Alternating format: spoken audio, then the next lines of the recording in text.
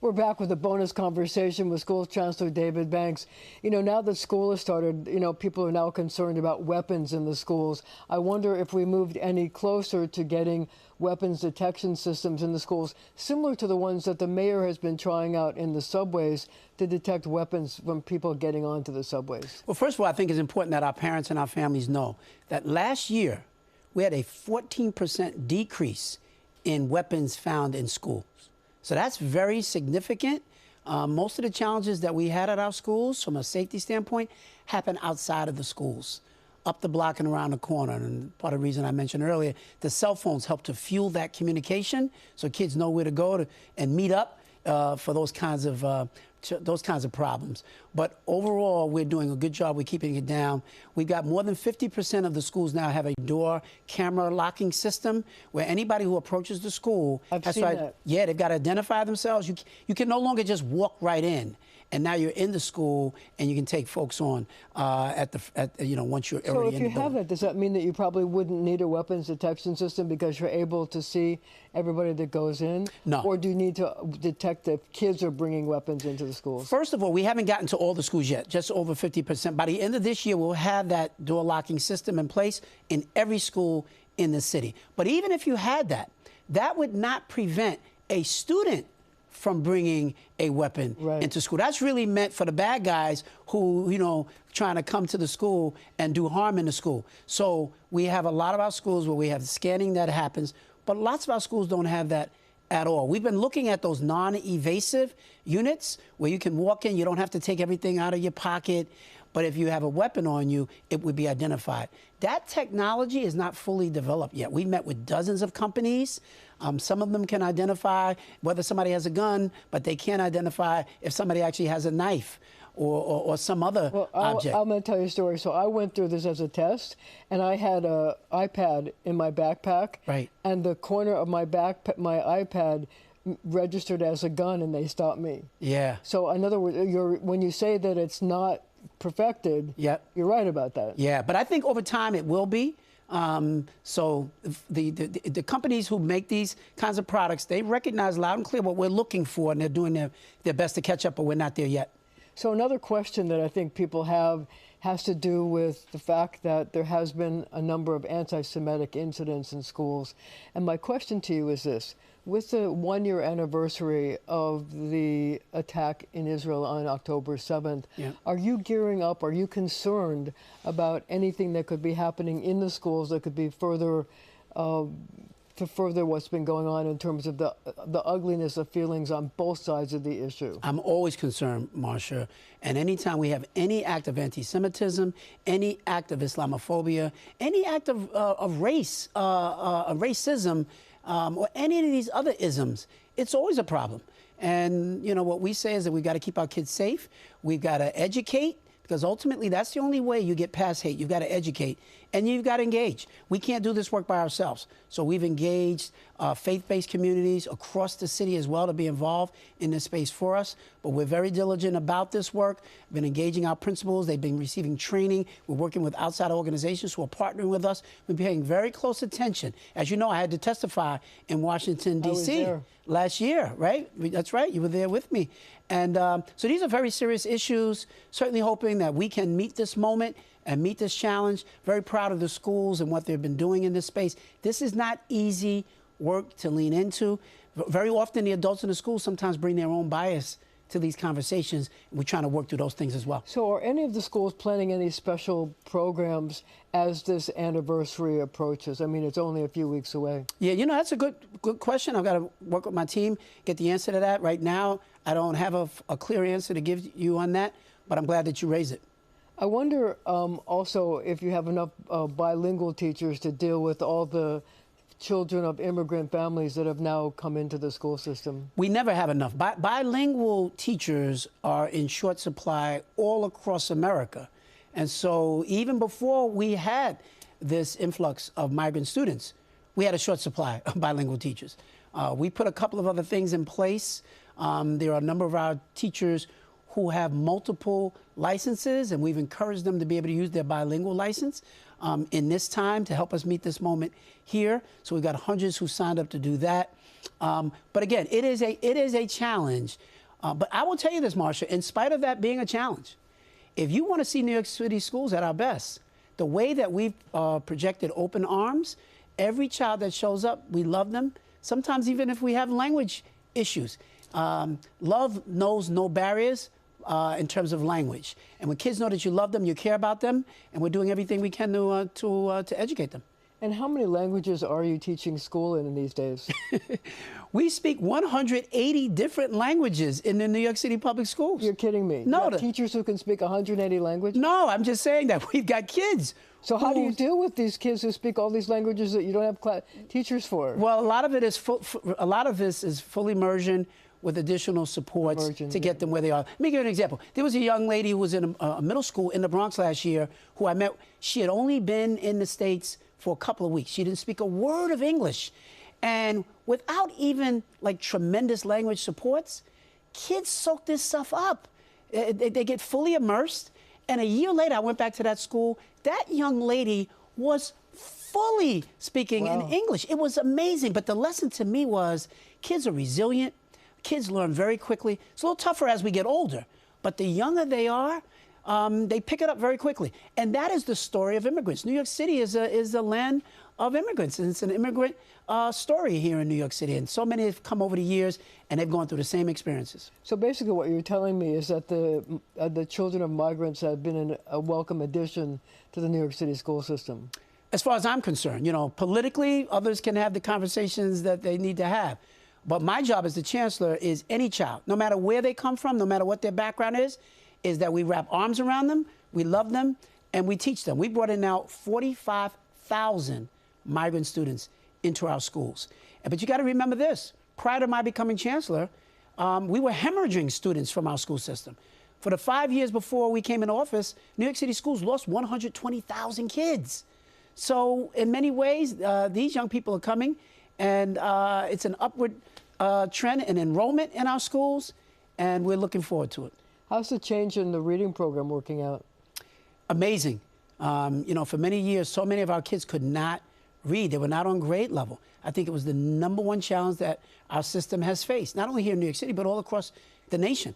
And now we have fully invested in the science of reading, teaching kids phonics, learning how to decode words. A lot of old-timers would come to me and say, why did the system stop doing that in the first place, right? But a lot of reasons for it. But now we have every elementary school in New York City, every early childhood program, fully immersed in this new programming, and we think the best is yet to come over the next several years. You may not always see it reflected early on in test scores. Test scores go up, they go down a little bit, but over the next several years, I think you'll see a very significant transformation of reading in New York. How about the new math curriculum? Yeah, we call the new math curriculum NYC Solves. So same kind of deal. What I like about NYC Solves is that it does give our kids a chance to do more hands-on math, really understanding why math is important and how it's reflected in their daily lives. Again, brand new rollout, takes time, but we're on the right track. Chancellor David Banks, thank you for joining me, and thank you at home for joining me as well. We've got another bonus conversation with J.C. Polanco and O'Brien Murray. I have to ask you this question. Will there be another presidential debate before the election?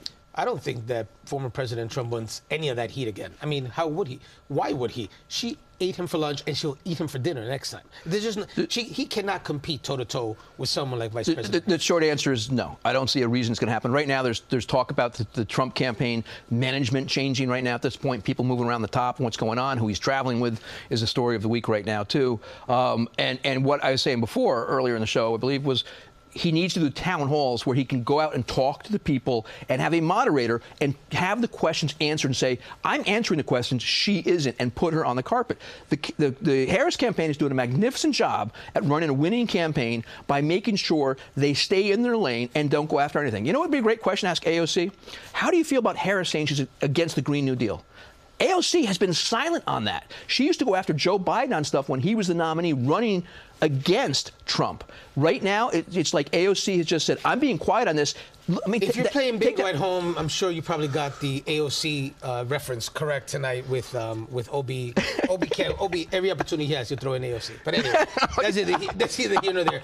The truth is, when you take a look at this debate, and we stop for a second, Vice President Harris did an incredible job because she stuck to message. She answered questions. It was not scripted. She talked about policy. She put him against the ropes. And every time you do what you want to do with Donald Trump embarrasses himself, and that's a fact. Obi, we cannot, as good Americans. Do you drink all the Kool-Aid or just some of it? No, it's not all Kool-Aid. Look, I'm strongly an independent. I'm the guy that will vote for Mike Lawler and VP Harris. So let's get that out the way. And you got to bring Lawler into it, of course. I would absolutely. So I could split my ticket, and I'm telling you right now that Donald Trump is an affront to my humanity, to the humanity of many people watching him, and I think that he didn't sway anybody. You didn't like it when he said that people were eating dogs and cats. I didn't. I'm offended to this. Look, I'm offended at the way he talks about immigrants. I'm offended at the fact that this is the same guy who proposed a Muslim ban. He said, Donald J. Trump proposed an immediate ban on Muslims coming to this country. And you still have people talking about him positively. But talking that should about be DOA, end of story, fatal blow. Okay. You still talk about him in a positive way. Hold on. I'm talking about what I think is happening in the election. Let's make that number one. Number two, he never should have brought up the whole dog issue. One, it's not true. Secondly, even if it was true by a smattering of anything, that is precious seconds into the debate. He could have made his case. Why he brought that up is beyond me, because every second that goes is gone. Do you know why he brought it up, Obi? Because you have racists in this country that eat that stuff up like it's dessert. The fact is, there's so many other things he could have brought up that would have been factual. Of course, and would have been a better connection. Why? Because why did he bring it up? Why would he bring anything factual? Because the man is a complete liar. He lied 31 times that night in the debate, and people are still talking to me that there's a chance he's going to win the presidency. So here's the question. We know where you are. I am totally with Vice President Harris on this election. I want to change the question a little bit. So there's going to be another debate coming up among the vice presidential candidates. Will that move the needle at all in any of the battleground states? Short answer is expectations. Everyone knows what to expect from Trump. No one knows what to expect from Harris. And the VPs now have become a second story down the road on page 3 or 4, not the front page. So you're saying it doesn't matter? It doesn't. That's not going to move the needle with these guys. Not at all. I got to tell you, it's interesting. I kind of agree with you. The only issue is that you agree? A little bit. But I think that in this time around, J.D. Vance has been so disastrous for former President Trump. He's not added anything to this ticket. Could you agree to that? He's added absolutely nothing. He's taken away. You predicted he was going to be the pick. I did not, but I also said he was a pick that Trump did because he thought he was going to win this thing outright against Biden. Yeah. It was a legacy pick, not a winning pick. That's what I've said. This is a mistake, And I sit there and I'm watching this debate, Marcia and Obi, and I'm saying to myself, the Republican primary voters had a chance to have Governor Nikki Haley to have this debate against Vice President Harris. That would have been a different debate. But they went with this monster of a person who honestly, in my opinion, I have no idea how in the world he's on stage to be leader of the free world. But J.D. Vance, to your question, he actually has taken a lot of support away from former President Trump. I don't think women like the fact that J.D. Vance is that guy there. And I think he's done a lot of damage for women that don't have children. Where the VP picks made the biggest impact is when they were announced. When J.D. Vance was picked, there was a guffaw and a why and so forth when he was picked right before the Republican convention, after the shooting, too. Then, when Waltz was picked, it was like, oh my God, this is great. And they tried to change the narrative a little bit, push her more to the center instead of to the left. And she had the nomination taken over for President Biden. She had the VP pick. And that's why she didn't get a bounce out of the convention. She'd already gotten it all there. That was the VP's biggest moment for her. And after this, I don't see it doing anything else in the race. All right, let's change the topic. So there have been all of these raids of people in the Adams administration. Is it smoke and no fire? Is there fire? What's going to happen? Is it going to hurt the mayor? It's already led to the police commissioner. When's the last time a U.S. attorney in New York had a subpoena without an indictment? I don't even know if de Blasio was subpoenaed or we know he was investigated and he had his lawyers get involved. He testified before the grand jury. Correct, but I don't know what subpoenas were involved in the raids we're talking about. This is a very significant thing. I also think that this U.S. attorney's office, the office, different people and staff, of course, at different times, realized what it took last time to try to go after de Blasio when he got out of his issues, that they're trying to put all the screws they can on here. And don't forget, anytime there's an investigation of one thing over here, they find everything else down the road that could have been there that they weren't even looking for. I think the mayor gets indicted. I mean, I'd like to hope this not. This entire conversation makes me uncomfortable as an attorney. I have to tell you, I'm going to be very honest with you. Investigations happen regularly. Confiscations of phones happen regularly. People are constantly, especially with a city like this, 300,000 employees. A lot of things could go wrong. But a day in politics is an eternity. It really is. And we're talking about a primary election that's going to happen next year with ranked choice voting. The mayor hasn't been implicated as a subject or a target of anything. There have been no guilty pleas, no arrests, no indictments at all. So it's very important that as New Yorkers who watch your program, we take a step back and understand these people have constitutional protections in the court. But we're dealing with three courts. Let's talk politics. Let's talk politics. Hold up. We have the court of public opinion, the court of politics, and as you know, the court of law. It's terrible in the court of public opinion. But here's the question. Does all of this happening get more people to run for mayor because they think he's vulnerable? It does. Jessica Ramos announced this week as well. And I think the one thing New Yorkers have to realize, they're lucky to have Mayor Adams compared to who we could have had from that election, number one. Number two, Chancellor Banks, look what he's doing to schools and how he's out there. He's a product of the schools and who we've had for chancellors before. We're lucky to have them. If these issues and if there are indictments that follow any of these seizures and raids, I think the city, it's just terrible for the city. I would like to hope nothing comes out of it. Let me ask you this question, though, because now with all of this smoke, will other people come out of the woodwork to run? And does that mean that Andrew Cuomo will try to run because he thinks that Eric Adams is vulnerable? I don't think that Andrew Cuomo runs for mayor of New York City. And the reason for that is that Eric Adams and him share the same base. And quite frankly, I think that, counting Eric Adams out now is a mistake. And I'd be very careful doing that, considering the incredible support he still has among union, among many centrists in the city and independents. And a lot of people that are going to say, you're beating up on this guy, but there's no indictment. He's not the subject, not the target. I haven't seen anything yet. But people are really counting him out already. I think that's a huge error. And to that point, the mayor's benefit is if when there's 3 and 4 progressives running against him and they chop up their vote and he starts up far enough that as they fall off on the ranked choice voting, it benefits him. Cuomo in the race, in the current situation, would be terrible. I think if things get uglier along the way, it could actually benefit when the people look at Cuomo and Adams and all the money being spent against the other progressive. It's 4 on 2. There could be a benefit there. I think no matter what, Marcia, we'll be talking about Cuomo until the filing deadlines. You know what, Marcia? Another thing I want to say, the mayor has to keep talking to you. He has to keep talking to the New York City press and not be afraid and not be coy about what's happening. And I think that that's very important. New Yorkers appreciate to see especially the line of questions that you historically have shot at some of these politicians. I think we want to see that. We want to see him up front say, I did nothing wrong. Look, I'm sitting here with Marcia. Does it get any more vulnerable? Am I any more vulnerable than when I'm sitting here with Marcia Kramer and I'm on the hot seat? And if he answers those questions, I think New Yorkers feel more comfortable, even with all the bad press. Do you think that the Andrew Cuomo's testimony before the House committee this past week was damaging to his political career? Absolutely. I think Congresswoman Stefanik just destroyed this guy. It was tough questions. And the way that she asked those questions, I mean, I know she's not a prosecutor, but I wonder why she's not sitting in J.D. Vance's seat in that debate. That would have been a lot more interesting. We talked about it here before.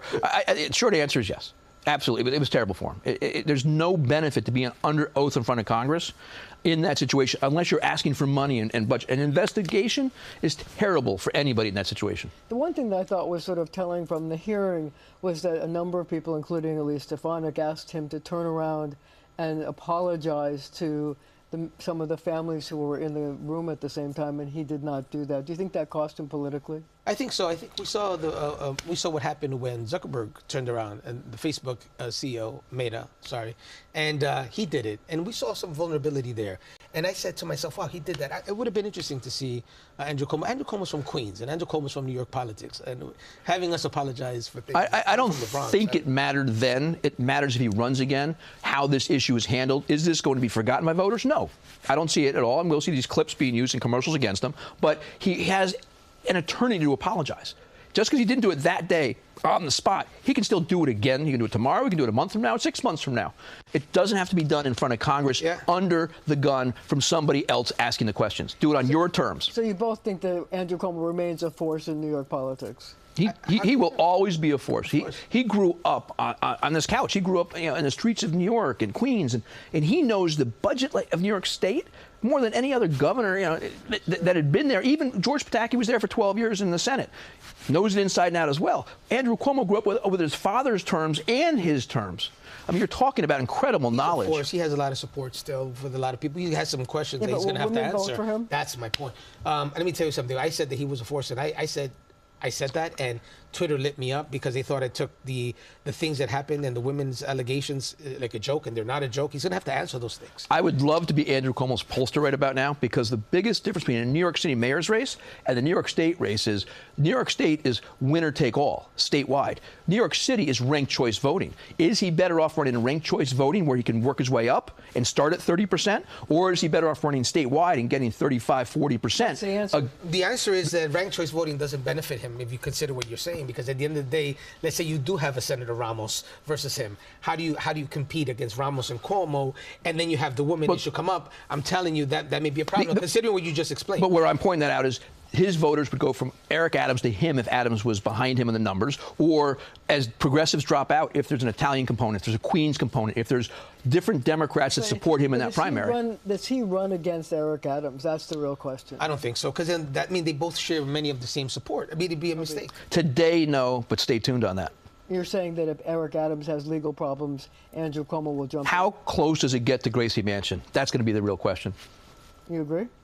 I don't think that he's going to run against Eric Adams, period. That's my position. And now, you mentioned something else, that if something were to happen with Eric Adams, would he throw himself in? If I became 6'10", I could play in the NBA. But honestly, I don't know that what if. And I think that many people in the Cuomo universe would like to see Eric Adams indicted so that they can throw their hat in the ring. But again, it's too early to count this mayor out. And on that note, I'm going to thank you both for joining me. Thank you. And thank you at home for joining us as well.